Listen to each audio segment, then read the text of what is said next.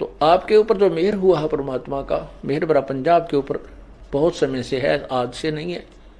लेकिन हम इतने अनजान हैं और काल के दबाव में, त्रिगुण माया के प्रभाव में भी इतने हैं, इतना ज्ञान सुनकर भी हम ये दृढ़ नहीं हो पाते, हम डगमग कहीं ना कहीं हो ही जाते हैं। और उसी का दुष्परिणाम आज तक हम भोग रहे हैं।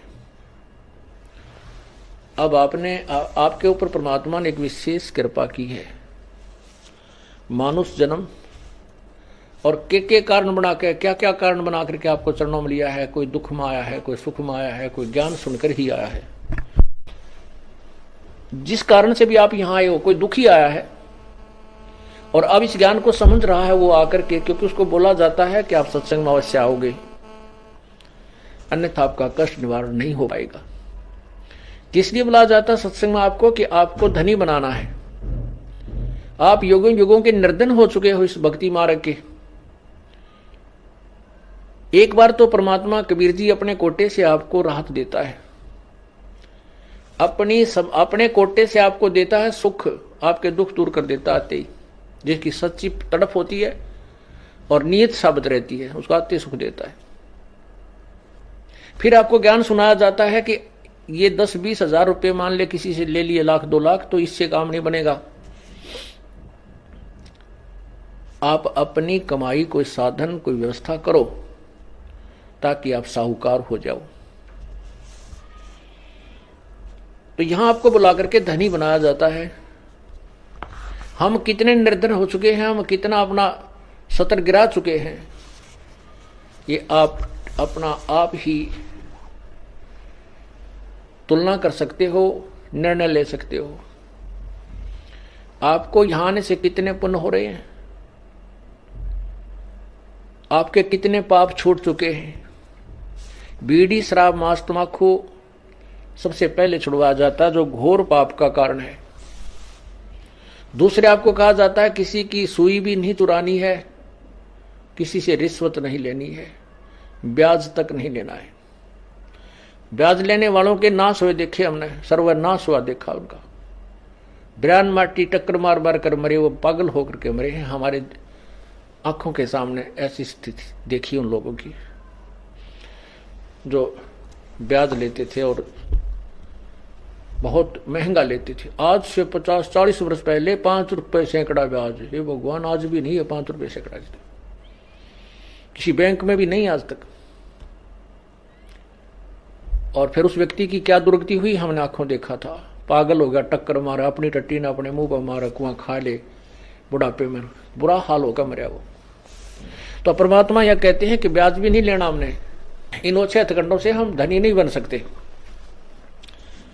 धनी बनेंगे परमात्मा की रजा से। परमात्मा आपको इतना धन दे देगा आप सोच नहीं सकते। और कैसे दे देगा ये भी आप नहीं सोच सकते। कब देगा? जब आपकी नीत साबित हो जाएगी, आप में कोई दोष नहीं देखेगा, केवल उस परमात्मा से ही आपकी याचना होगी, अन्य किसी देव में आपकी आस्था नहीं रहेगी। फिर आपके घर में बरकत, आपके ऊपर आने वाली आपत्तियों को ऊपर के ऊपर टालना शुरू कर देगा। करेगा कैसे? जब हम पतिव्रता पद पर पहुंच जाएंगे। जिस पति को अपनी पत्नी पर शंका हो जाती है तो वो उनमें फिर प्रेम नहीं रहता। और जो पतिव्रता स्त्री है उसका पति अपने सामर्थ्य के अनुसार उसकी पूरी सुरक्षा करता है, पूरी सुविधाएं देने की चेष्टा करता है। ठीक इसी प्रकार हम आत्माएं, ठीक इसी प्रकार हम सभी आत्माएं उस एक ही परमात्मा की हैं। वो हमारा पति है, सबका मालिक है। पति मीन मालिक, स्वामी। वो हमारा पति है और हम जब तक उसमें पतिव्रता की तरह आस्था नहीं बनाएंगे तब तक वो हमारी मदद, हमारी सहायता नहीं पूरी नहीं करेगा। जब हम पतिव्रता की तरह उसके एक पतिव्रता का अर्थ है कि जैसे अपने पति के अतिरिक्त किसी भी परपुरुष में आस्था ना हो, चाहे कोई कितना ही खूबसूरत हो, कितना ही धनी हो, चाहे वो कितना ही चटक मटक हो, हमारे मन में दोष नहीं आना चाहिए। और एक अपने पति पर हमने श्रद्धा रखनी चाहिए, उसमें आस्था रखनी चाहिए, तो हम पतिव्रता। पतिव्रता का अर्थ ये भी नहीं होता कि पति के अतिरिक्त सबका अनादर करे, किसी का अनादर नहीं करना। जैसे जेठ जेठानी घर में होते हैं, जेठ है, जेठानी है, देवर देवरानी है, ननंद है छोटी बड़ी, सास ससुर है, इन सबको यथोचित सत्कार देना पतिव्रता का प्रथम कर्तव्य है।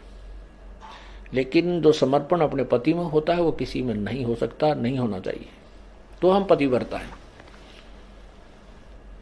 तो उस ऐसे ही जब हम कबीर परमेश्वर के चरणों में आते हैं, हमें ज्ञान होता है, तो हम अपने परमेश्वर के अतिरिक्त किसी के से अपनी मनोकामना पूर्ण की तरफ सपने में भी नहीं सोचेंगे, तो हम पतिव्रता है। ठीक है, हमारे कोई जैसे ब्रह्मा विष्णु महेश देवता ऋषिजन संतजन कोई भी हैं, आदरणीय हैं, लेकिन पूजनीय नहीं है। जैसे पतिव्रता को अपना पति पूज्य होता है, उसी से को समर्पण करती है, तो वो समर्पण वो किसी को नहीं कर सकती, लेकिन आदर सबका करती है, वो आदरणीय है।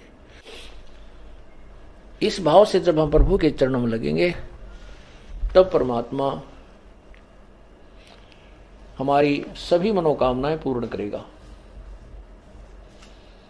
अन्यथा नहीं करेगा। जैसे परमात्मा क्या बताते हैं, ज्यों पतिव्रता पति से राती,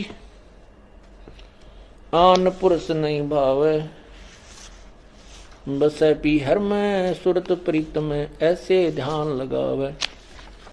उसके विषय में क्या बताते हैं कि जो जैसे जब पतिव्रता जमी पर और जो जो रख है धर है पाओ, और समर्थ झाड़ू देत है कदे ना काटा लग जावे। परमात्मा आपकी कैसे मदद करेगा कबीर भगवान? जब हम पतिव्रता हो जाएंगे इसके प्रति, किसी भी देवता से, किसी इष्ट से, किसी भी भूत प्रेत से या कोई झाड़े लानियों से हमारी कोई लिंक नहीं रहेगा, बिल्कुल सोचा नहीं सपने में। और फिर इस समर्थ के सहारे हम लगेंगे, तब ये हमें कितने सुख देगा। जब जो पतिव्रता जमी पर जो जो धर है पाँव, समर्थ झाड़ू देत है ना काटा लग जावे। जैसे पतिव्रता स्त्री कहते पानी को चलेगी पानी भरने के लिए, अर्थात अपने जीवन रूपी सफर में वो चलती है आत्मा, जो केवल एक इष्ट पूर्ण परमात्मा कबीर जी पर आश्रित है। उसके जीवन रूपी सफर में, जीवन रूपी रास्ते यात्रा में, यात्रा के मार्ग में वो परमात्मा समर्थ भगवान कबीर परमात्मा ऐसे झाड़ू देता है।